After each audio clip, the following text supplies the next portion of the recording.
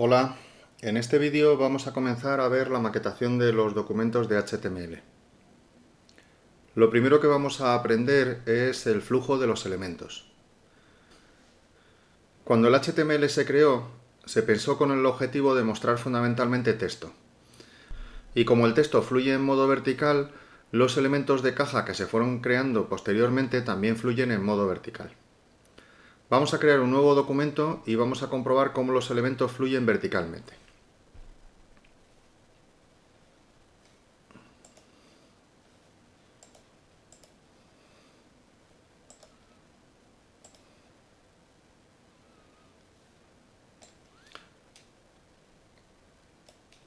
Guardamos el documento con el nombre 18-float.html y le ponemos la estructura del HTML.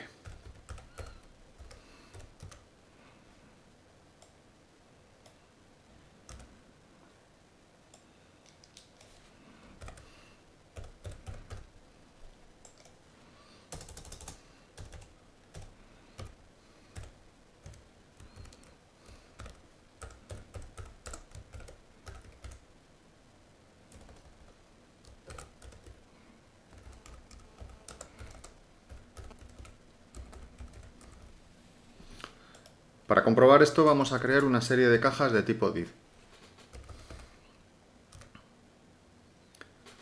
con una letra en su interior y un identificador en la apertura de la etiqueta.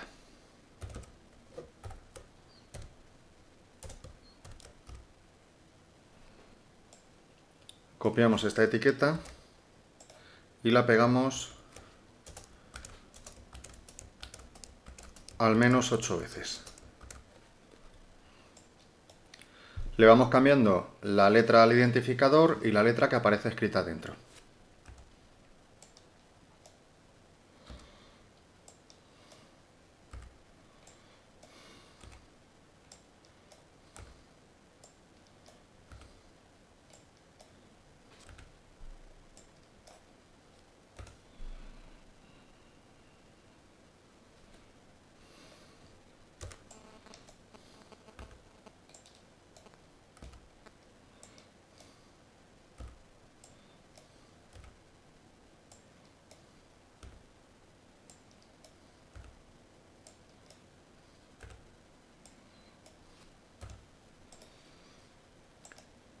Guardamos el documento y lo mandamos al navegador, lo cual se mostrará como una lista de letras una debajo de otra.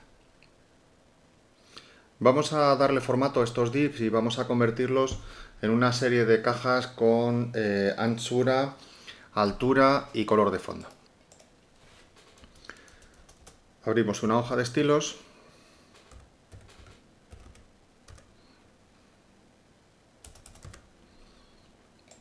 y le indicamos propiedades a esos divs. Una anchura,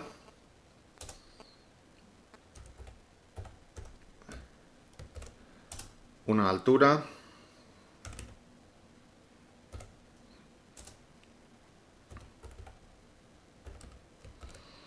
un color de fondo,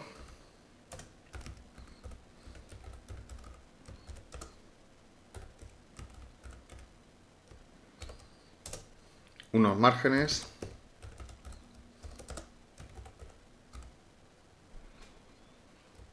y vamos a colocar el texto en su interior un poco más grande y en color blanco.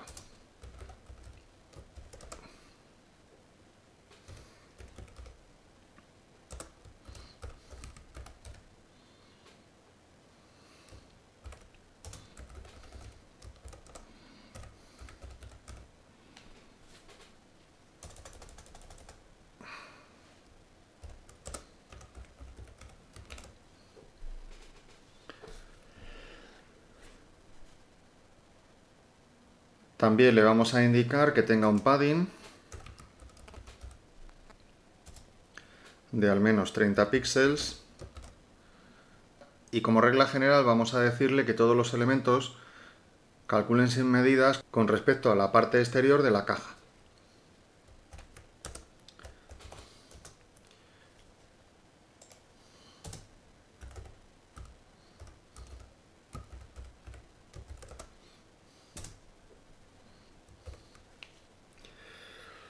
En principio vemos que efectivamente los elementos fluyen verticalmente.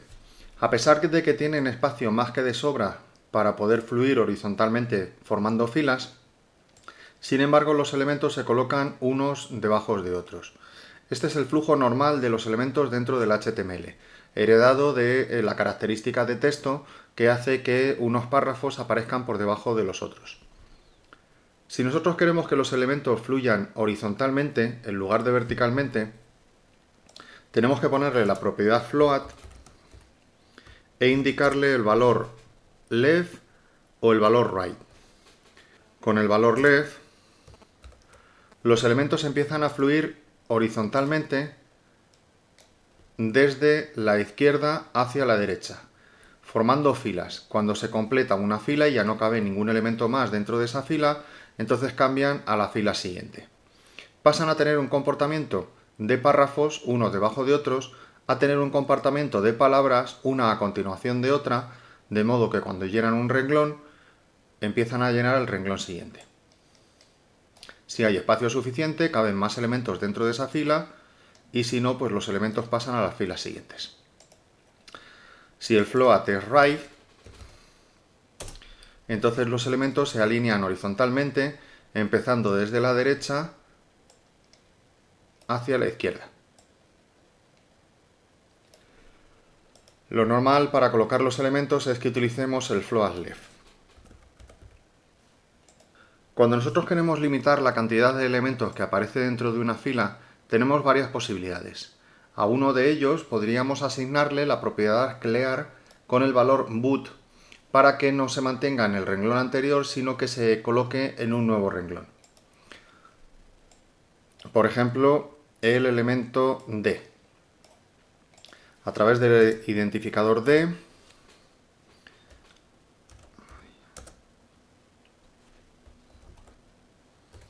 vamos a decirle que tenga un color de fondo diferente.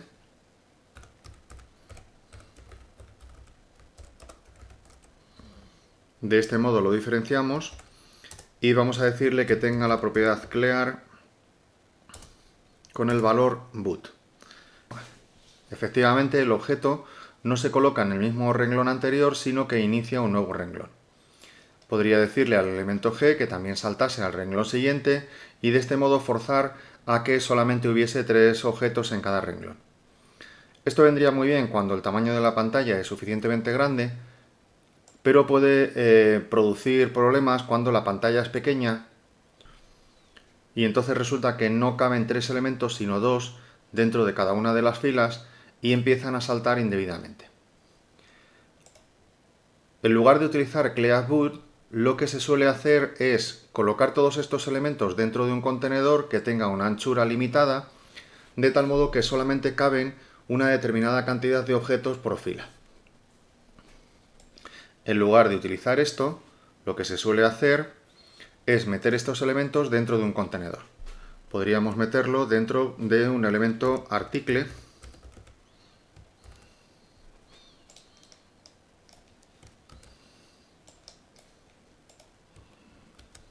tabulación automática, y a continuación a este contenedor, a este article,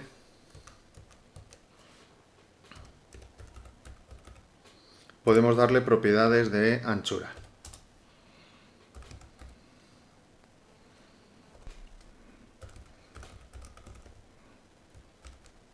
Bien, lo primero que hago es colocarle color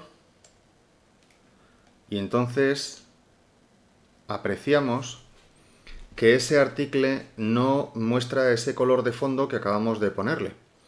No es que lo hayamos hecho mal, sino que es una característica especial que se produce en la maquetación del float.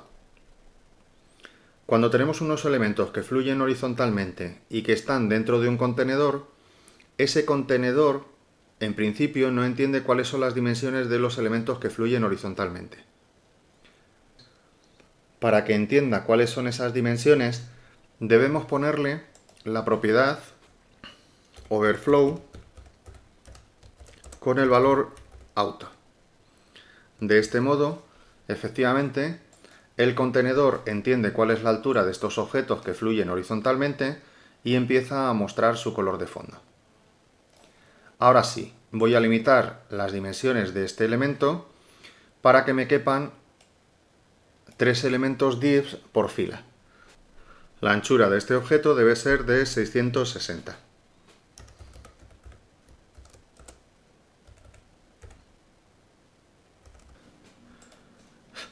De este modo creamos una caja contenedora que tiene exactamente la anchura necesaria para que le quepan 3 elementos por fila. Aunque aunque la ventana del navegador sea más grande o sea más pequeña, estos elementos quedan limitados a esa anchura. A su vez, este contenedor podríamos centrarlo horizontalmente poniéndole margin auto. Y los elementos efectivamente quedarían formando 3 filas dentro de ese contenedor. En la mayoría de los casos ese contenedor no se ve, no tiene color de fondo y entonces lo único que vemos son los objetos fluyendo horizontalmente y alineados en 3 por fila. Esto es todo por este vídeo. En el siguiente vídeo empezaremos a ver algunos ejemplos de maquetación con Float.